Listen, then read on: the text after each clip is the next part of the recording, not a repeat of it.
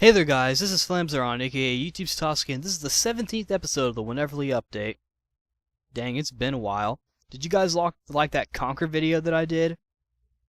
I hope you guys did. I wasn't really pleased with the way it ultimately turned out. I wish it would have been a little more constructive, but it is a commentary, and what I say really goes based on what happens, and I used a tape recorder to record the audio. That was probably a mistake, because it did sound weird. And I probably should have just opened up Audacity, but And also, sorry for taking so long to do another one of these Wheneverly updates. I've been writing in my blog a lot, and I've been writing that like a lot. So, I'll put a link to my blog if you guys want to read it. It's more current for like what is happening right then and there. And it's a little more detailed oriented because I talk about, just other stuff, and that's normally where I talk about, things that I may or may not get to in the Wheneverly updates, but the Wheneverly updates are more general, like based on, what's happening overall. So basically, what's up everybody? How are you guys doing? I'm doing pretty good myself. I pre-ordered the Koihime Musou DVD set today. I'm looking forward to that. It's coming out in January, so we don't have too long to wait. It's going to be after the break, I think, but, that's fine. And of course I'm going to watch the DVD. It is a sub-only DVD, but hopefully the DVD will sell well enough to where it'll garner a dub. Maybe that's what anime companies are doing now. Release the thing on subtitles, and then if it does well enough, they do a dub of it. I don't know. I'm perfectly fine with having it subtitled, but I wouldn't mind having a dub. Only problem is I'd have to buy a second of the same DVD, and I'd rather get it as like a super mega set. But it doesn't matter. I believe the sets are gonna come with like the OVAs that went along with these, and I never did watch those, so I'll be able to watch those too after I watch the entire series again, which I am going to do because I love this anime. I'll have to get to that when I get to this anime in the anime series video. I also downloaded a Lara Croft game on my PlayStation 3. The main reason why I got it was because I was looking on the PlayStation Network and I saw an add-on for being able to play as Raziel and Kane in this game. I was like, okay, I need to get that. So I went to Kroger, bought a PlayStation Points thing, redeemed the code, put it in there, and downloaded the game and the add-on. I played it, and it wasn't that bad. TransAngel and I played it because the game is 2-player. I don't think he liked it that much, mainly because we couldn't use the Soul Reaver. Of course, who knows, maybe they'll make it to where you can use the Soul Reaver. But, I thought it was pretty fun. I first wanted to see exactly how it would look, so I looked up a video about it, and it was like of the PC version. And I saw it, but like the character models looked the same, but it was like of a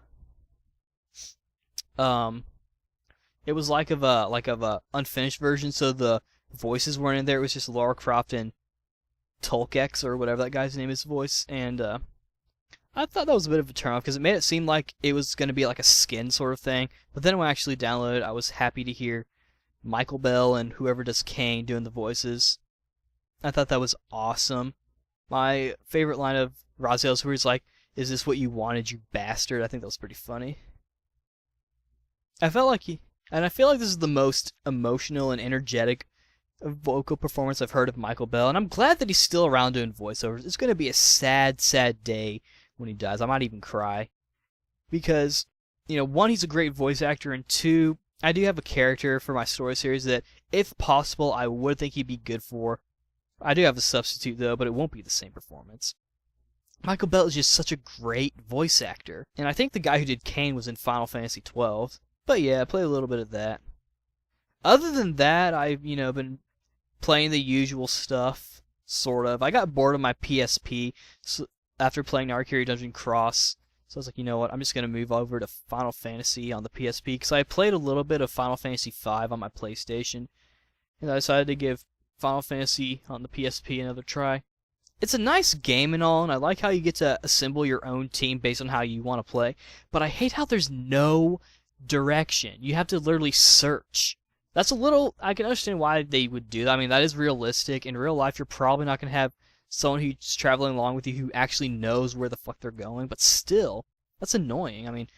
I don't want to have to, like, fucking search for where I want to go. I want to play a game that, friggin' tells me where to go so I can enjoy the storyline. I understand that the storyline for Final Fantasy 1 probably isn't as strong as it is in like 7 or 4 or 5 or 6 or maybe even 2 or 3 or whatever. But I still want to play this game. I mean, I want to at least play the first Final Fantasy to, understand stuff. But then I got bored of that and started playing Untold Legends: Brotherhood of the Blade again. This was the first PSP game I got. I think it was a launch title, and it's not that bad. I don't think a lot of people like it, probably because they were expecting like either a Champions of Norath 3 or a portable Champions of Norath. I mean, it is made by Sony, and it does play a lot like Champions of Norath. There is some stuff about it that I don't really like. The attack system is more of like a slight combo thing as opposed to just, hacking and slashing randomly at enemies. Ultimately, the gameplay is the same. And I do like how there's no gate scroll system where you can just, recall back to the main town or the main hub, whenever you want. That makes, the game a bit easier. And, all that. My main problem with this game, though, is the fact that the character customization and whatnot. For some reason, I don't get this, and they did this with every Untold Legends game. For some reason, Sony Online Entertainment seems to like to do the whole gender locking thing, where like, depending on what the class you choose depends on what gender you have. It's like, what is the point of that? Why are they doing that? The PSP is capable of more than that. If you see the games they make today, like, Lord of Arcana, the Radiant Mythology series, the Phantasy Star games, Monster Hunter, all that kind of stuff, and even God Eater Burst or whatever, you can make a male or a female and have a certain kind of class. Those are actually a little more advanced than, Untold Legends was. With Untold Legends 1, at least, they did do this thing where it was more of like each class had a gender counterpart, like, the knight had, I think the brawler or the fighter or the barbarian class, so that was a female. That was more of like a weird sort of cat thing and had a bunch of kicking things, and the male druid class had the female priest class.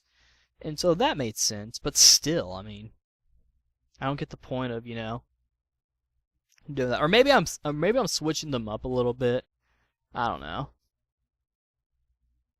But, overall, the game's not that bad. In my opinion, the second and third one are worse. And I've played both of them. Because it seems like they, I don't know. If they were to make another one of this game, they really should have tried to do a better job of live up to Champions of Norath's expectations. But, they couldn't do that. Besides, Stoneblind Studios are doing other things now. I don't think they're part of Sony or even working for Sony anymore. And so, technically the Champions of Norath 3 or the next Champions of Norath for, the big next gen or current gen will be the Lord of the Rings War in the North. And if you guys want me to give my thoughts on it, let me know. I don't know I'll have that much to say, but, Sorry, my throat's a little on fire from talking so much. I also played a bit of Everquest II. I did one quest that was higher than my level. I was level 19 at the time, and I took on a level 25 quest. I decided to get that one done, because I'm trying to do all the quests that I have on my quest list, though I keep taking more and more and more. I don't know, I have a problem. But anyway, and I did that quest, I finished it up, and I used like the little Legion thing to sort of tell me where to go. I can't remember how I did. I made the game tell me where to go, and that was pretty useful. I was like, yes, thank you. But I finally did that, and I got to the frog guy. It was kind of weird, though, because, like, he was, like, level 1. I'm thinking, oh, okay, I see why this thing is level 25. Because at first I was like, why is this hard? Is it hard because he's hard to find, or is there hard enemies, or, But now I see why it's hard, because it's hard to keep him alive.